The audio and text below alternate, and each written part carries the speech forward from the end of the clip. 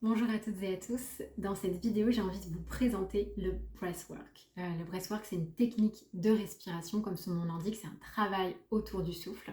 Moi, je m'appelle Morgane Guignon, je suis praticienne et formatrice Alive Breathwork. Ça fait depuis 2020 que j'ai découvert le breathwork. J'avais déjà pratiqué un petit peu avant, mais je suis vraiment tombée dans la marmite, entre guillemets, en 2020, au moment du confinement. C'était une période de ma vie où j'allais vraiment pas bien du tout. J'avais besoin d'aide, j'avais besoin de soutien, j'avais besoin d'un espace pour m'autoriser à ressentir ce qui était là pour moi. Et le breathwork, ça a été vraiment ça pour moi. Ça a été une magnifique transformation. Ça a été même une véritable guérison et ça m'a permis vraiment de déployer mes ailes et de me découvrir, transformer ma vie professionnelle, familiale et encore aujourd'hui, l'impact que le breathwork a eu dans ma vie continue de rayonner, continue de m'accompagner, continue de transformer qui je suis, de m'apprendre, de m'enseigner. Donc c'est vraiment une pratique qui est extrêmement chère à mon cœur et que j'ai hâte de vous faire découvrir. Je serais vraiment honorée de mettre le breathwork sur votre chemin. Et du coup, j'ai envie de vous en dire un petit peu plus sur ces techniques qu'on va découvrir ensemble. Donc déjà, comme je vous disais, le breathwork, c'est une technique de respiration. Il existe plein de techniques de breathwork différentes, puisqu'en fait, c'est un petit peu un mot fourre-tout. En breathwork, c'est travail de respiration. Donc, dans l'idée, on pourrait inclure les pranayama, par exemple, dans le breathwork. On pourrait inclure la cohérence cardiaque. Maintenant, aujourd'hui, quand on dit breathwork, on pense plutôt au breathwork moderne. Et ce sont en général des pratiques thérapeutiques, somatiques, chamaniques, énergétiques. Enfin voilà, il y a vraiment plein de sous-branches différentes. Moi, je vais vous parler principalement de la pratique que moi j'ai apprise et que j'ai enseignée par la suite au sein de la formation Alive Breathwork, qui est une technique qui est issue du rebirthing, donc en breathwork moderne, entre guillemets. Hein. Je dis moderne parce que les pranayama, c'est vraiment des pratiques qui sont ancestrales, hein, qui sont millénaires, et aussi parce que le fait que les humains modifient leur manière de respirer, ça existe depuis toujours. D'accord, ça existe dans toutes les cultures et depuis toujours. Quand je parle de breathwork moderne, je parle de techniques qui ont été inventées autour des années 60. Et il y a du coup deux grosses branches. Il y a parmi les pères fondateurs du breathwork moderne, il y a donc Leonard Orr qui a fondé le rebirthing, et moi c'est un petit peu de ça dont je suis issue. Et on a Stanislas Grof, qui est un psychiatre qui avait l'habitude de travailler avec le LSD dans les années 60 pour induire des états de conscience modifiés. Et lorsque cette substance est devenue interdite, il a inventé une technique de respiration qui permet de rentrer dans des états de conscience modifiés puissants et d'obtenir des états un petit peu similaires avec ceux qu'il utilisait et avec lesquels il travaillait dans ses séances. Et donc lui, il a fondé ce qu'on appelle la respiration holotropique. C'est aussi un type de breathwork, mais c'est très différent de ce que moi je pratique. Le rebirthing, c'était donc inventé par Leonard Orr, et c'était quelque chose qui, à la base, il a inventé ça dans une baignoire. Ça impliquait de prendre des bains, qu'il y ait du feu également. C'était des séances très longues, et en fait, il s'est rendu compte que c'était pas tant le fait de prendre un bain ou qu'il y ait du feu, mais plutôt comment on respirait qui allait induire les bienfaits de ces séances. Et en fait, il a voilà, modifié sa manière d'enseigner, de pratiquer, pour arriver à des techniques plus courtes, moins, comment dire, un peu moins longues entre guillemets, hein, et avec moins d'éléments différents à l'intérieur. Et moi, j'ai été formée par Lucille Falk, qui est une des élèves de Leonard Orr, qui a inventé du coup sa méthode, qui est Alive Breathwork. Ça s'appelle comme ça parce que l'idée, c'est vraiment d'accueillir la vie à l'intérieur de nous, de se sentir en vie, quoi, et vraiment de retrouver cette passion, cette énergie, en fait, cet élan de je suis en vie, à travers le fait de respirer, puisque respirer, c'est véritablement un miroir de qui on est, comment on respire, ça nous apprend énormément sur nous, et il y a vraiment beaucoup d'allégories, il y a vraiment beaucoup d'images, de métaphores qui peuvent être faites sur enfin voilà, entre comment on respire, comment on vit, comment on accueille la vie à l'intérieur de nous, est-ce que je suis inspirée dans ma vie, est-ce que je laisse aller, est-ce que je sais lâcher prise, est-ce que je sais me défaire de ce qui ne me sert plus. Tout ça, ce sont des parallèles qu'on peut faire entre notre manière de respirer et notre manière de vivre en fait.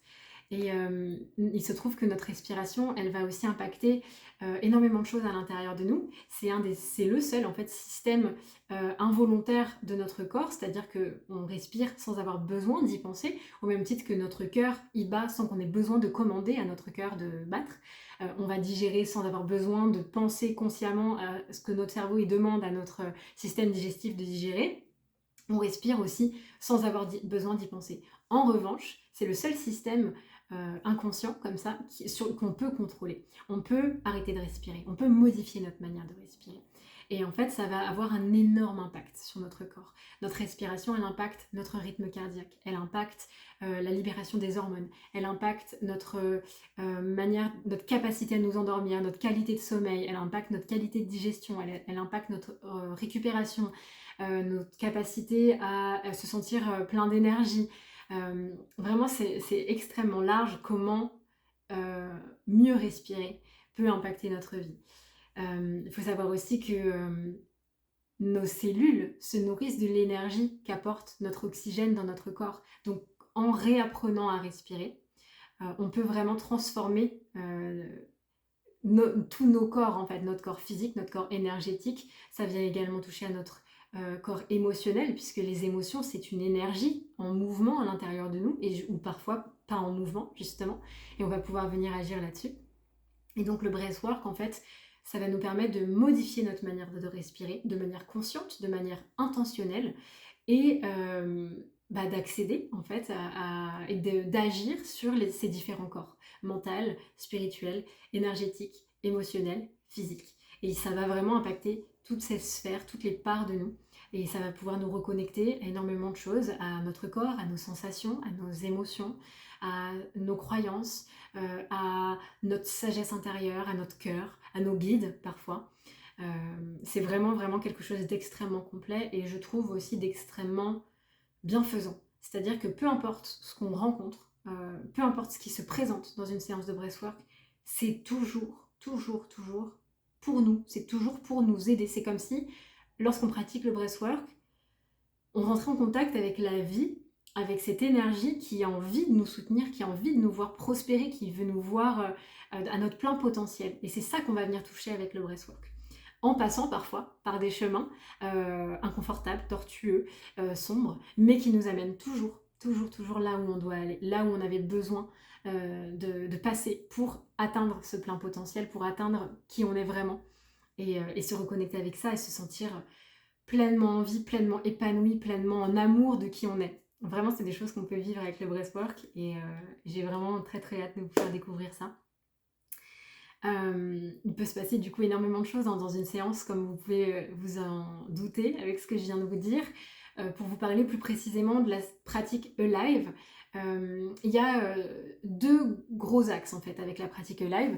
La première, c'est la réparation de notre mécanisme de respiration. Il faut savoir qu'aujourd'hui, vraiment, c'est un très gros problème. Les humains respirent mal. On respire vraiment très très mal, tout simplement parce qu'on n'apprend pas à respirer déjà dans un premier temps.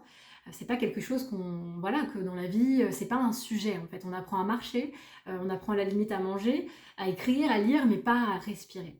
Et chaque choc qu'on vit vient modifier notre manière de respirer. Vous avez peut-être remarqué que lorsque vous vivez des gros chocs, une de nos premières réactions, c'est souvent ce truc de venir bloquer notre souffle. Et en fait, ça va impacter aussi notre système nerveux. Notre système nerveux impacte notre respiration, notre mental. Enfin, vraiment, tout est lié. C'est vraiment un écosystème, un organisme vivant où, en fait, en venant modifier la respiration, on modifie notre système nerveux, on modifie notre cercle de pensée, on modifie nos croyances, on modifie comment on ressent les choses, on modifie comment on accueille les émotions, on modifie nos hormones. Enfin, vraiment, on remet une circulation et c'est quelque chose d'extrêmement, comme je vous disais, bienfaisant.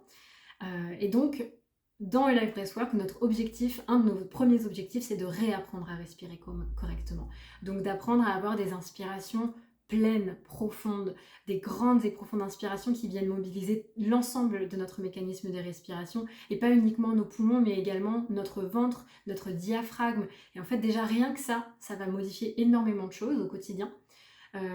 Ensuite, on va venir aussi travailler évidemment sur notre expiration, apprendre à vraiment se relâcher, se détendre et mettre de la fluidité entre des grandes inspirations actives et des expirations relâchées.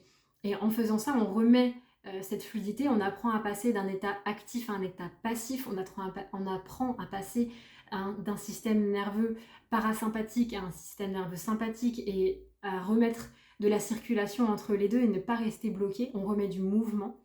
Et ça va avoir énormément de bienfaits.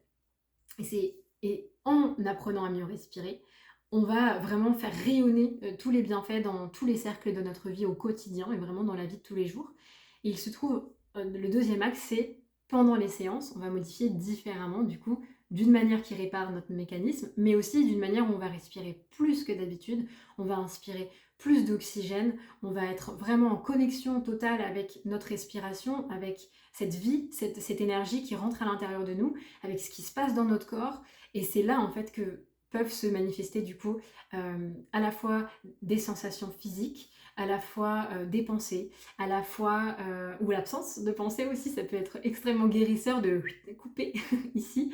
Ça peut être également des émotions, ça peut être de sentir l'énergie qui circule à l'intérieur de nous et rentrer dans des états de conscience modifiés qui vont nous permettre de voyager, de recevoir des messages, d'avoir des compréhensions, d'avoir de la clarté, de voir nos guides. Parfois même, il arrive que des personnes rentrent en contact avec des défunts, voyagent dans des dimensions différentes. Alors on y croit pas, c'est pas le sujet.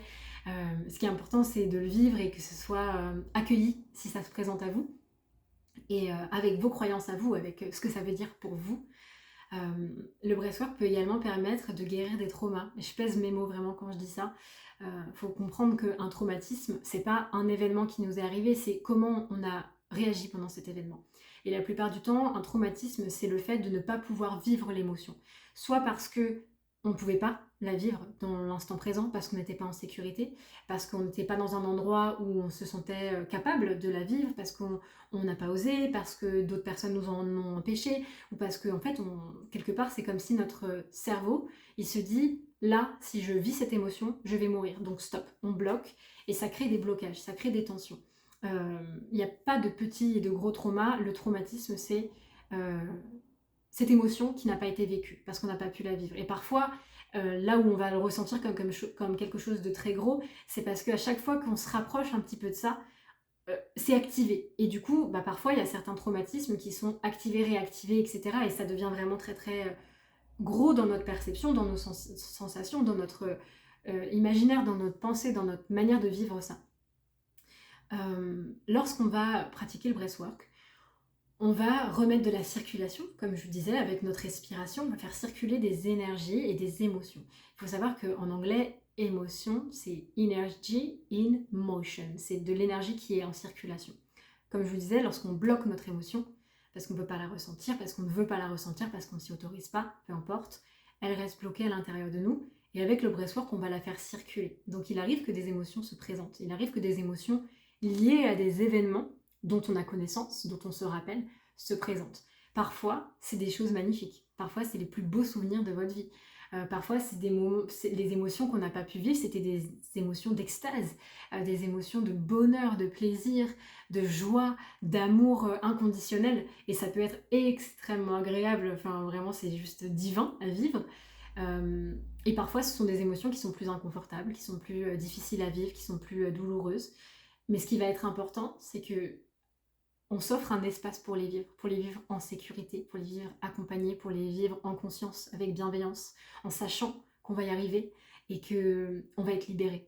Et lorsqu'on s'autorise à vivre ces émotions, à crier si on a besoin de crier, à taper si on a besoin de taper, à pleurer, à hurler s'il le faut, ça nous apporte une sensation de libération qui est extraordinaire. Et je peux vous le dire parce que moi je l'ai vécu et parce que j'ai vu des personnes le vivre, même sur des choses très graves qui leur étaient arrivées. Aussi bien que sur des petites choses, mais la libération, elle est réelle, elle est incroyable et on peut vraiment, véritablement transformer notre vie, on peut vraiment clôturer des choses qu'on s'est trimballées pendant 40 ans.